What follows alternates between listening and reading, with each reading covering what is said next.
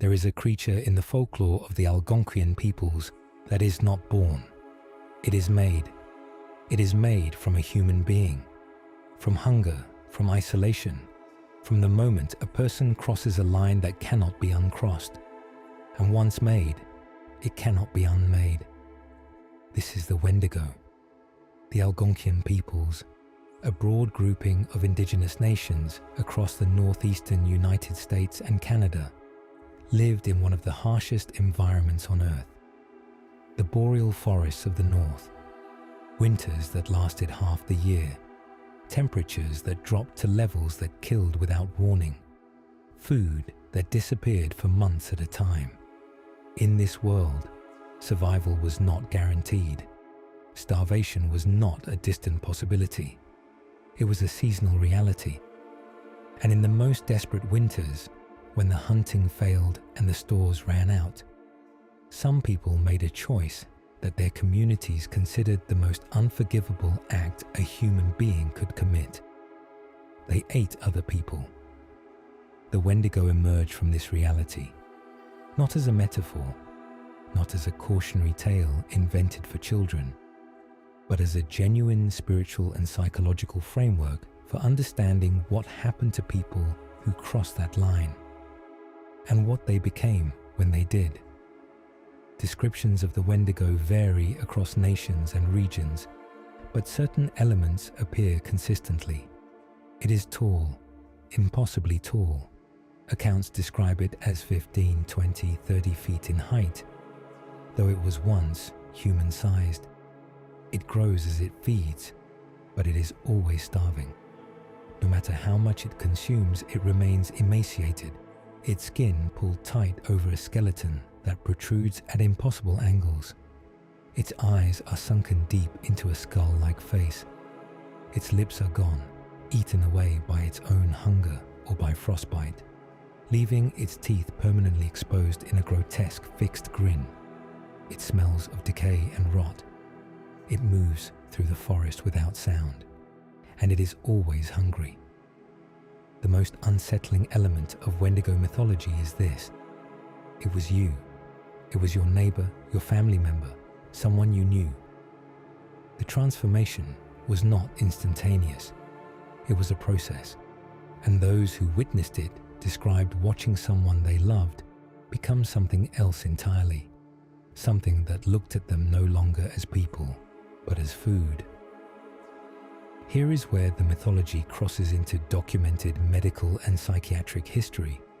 Wendigo psychosis is a condition recorded in clinical literature, a culture-bound syndrome in which an individual becomes convinced they are transforming into a Wendigo, or develops an intense craving to consume human flesh.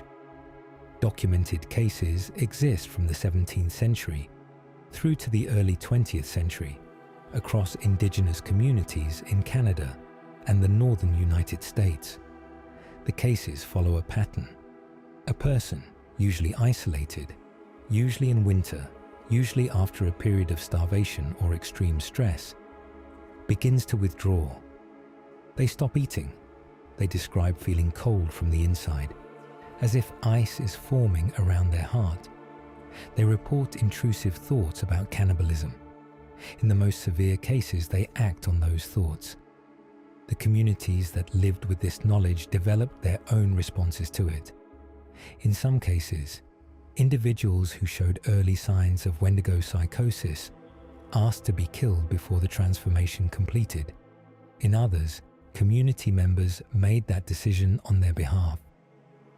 One of the most documented cases involves a Cree man named Swift Runner, who in the winter of 1878 killed and consumed his entire family, his wife and 5 children, in the forests of Alberta. When he was found by the Northwest Mounted Police, he was well fed. His family's remains were found at the campsite. He told investigators that the Wendigo had possessed him. He was tried, convicted, and executed in 1879, the first legal execution in what is now Alberta. He never recanted. He maintained until his death that the Wendigo had been real. Beyond the psychological dimension, the Wendigo persists as something that people claim to have encountered directly. Sightings have been reported across northern Canada and the northern United States for centuries and continue to this day. The descriptions are consistent. A massive, emaciated figure moving through the tree line at the edge of vision. The smell of decay arriving before the creature is seen. An overwhelming sense of being watched, of being hunted, in terrain where nothing should be hunting you. The town of Kenora in Ontario, Canada, has reported Wendigo sightings so consistently over so many generations that it has become part of the town's documented history. In the early 20th century, the sightings became frequent enough that a local man named Jack Fiddler, an Ojibwe chief and shaman, became known specifically for hunting and killing Wendigos. He claimed to have killed 14 of them over his lifetime. When Canadian authorities arrested him in 1907 for the murder of a woman his community said had been transforming into a Wendigo, Fiddler did not deny the killing. He said it had been necessary. He died in custody before his trial concluded. Some accounts say by suicide. Others say he simply walked into the forest and did not return. 14 Wendigos, 1 arrest, no trial. The forest kept its secrets. The Wendigo has entered popular culture, films, novels, television. It has been softened, dramatized, turned into a monster for entertainment. But the original mythology is more disturbing than any fictional version because it is rooted in something real. It is rooted in what human beings are capable of when they are desperate enough, in the way that extreme circumstances can strip away everything we consider fundamental to being human.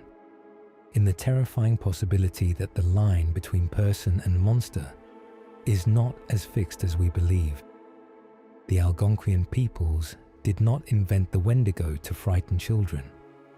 They built it from experience, from winters that killed, from choices that could not be taken back, from watching people they loved become something they no longer recognized.